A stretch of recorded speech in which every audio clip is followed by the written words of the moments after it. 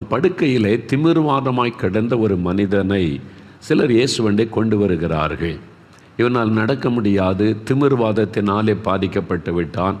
படுத்த படுக்கையில் இருக்கிறான், கை கால்கள் எல்லாம் வளைந்து அது நேராக இருக்காது, அப்படியே சுருண்டு படுத்து படுக்கையிலே தான் அவனுடைய வாழ்க்கை. படுக்கையோடு கொண்டு வந்து இயேசுவுக்கு முன்னால் வைக்கிறார்கள். இயேசு அவனை சுகமாக்குவார் அப்படின்னு அவன் நினைத்து வைக்கும்போது இயேசு அவனை பார்க்கிறான்.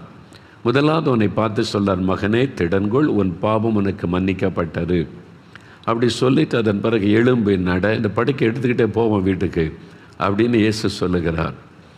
அவன் இத்தனை வருஷமாய் சுமந்து கொண்டிருந்த படுக்கை அவன் அற்புதமாய் சுகமாக்கப்பட்டு எழுந்து படுக்கையை எடுத்துக்கொண்டு அவன் நடந்து வீட்டுக்கு போனான். ஜனங்கள் எல்லாம் சந்தோஷமாய் அற்புதம் செய்த தேவனை மகிமைப்படுத்தினார்கள். இதுதான் இந்த அற்புதம். பாருங்கள், இந்த அற்புதத்தை நீங்கள் கவனிக்கும் போது இந்த அற்புதம் நடக்க என்ன காரணம்? இந்த மனிதன் இயேசுவனிடத்தில் வந்து அற்புதம் பெற்றுக்கொண்டானே, என்ன காரணம் என்று நினைக்கிறீங்க? இயேசு கிறிஸ்து நேற்றும் இன்றும் என்றும் மாறாதவர். இன்றைக்கும் அவரை தேடி வர மக்களுக்கு அற்புதம் கட்டாயம் செய்கிறார். அவனை அந்த இயேசுவண்டை கொண்டு வந்தபோது துக்கத்தோடு வருகிறான்.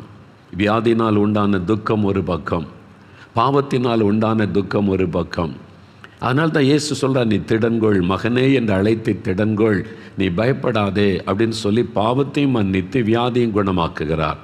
2 அற்புதங்கள் இயேசு அவனுக்கு செய்கிறார். 2 அற்புதங்கள் அவனுடைய வாழ்க்கையில் நடக்கிறது. இன்றைக்கு அதே மாதிரி உங்களுடைய துக்கத்தை சந்தோஷமாய் மாற்ற இயேசு உங்களுக்கு அற்புதம் செய்ய போகிறார். 2 விதமான அற்புதம் ஆண்டவர் இன்றைக்கு உங்களுக்கு செய்ய போகிறார்.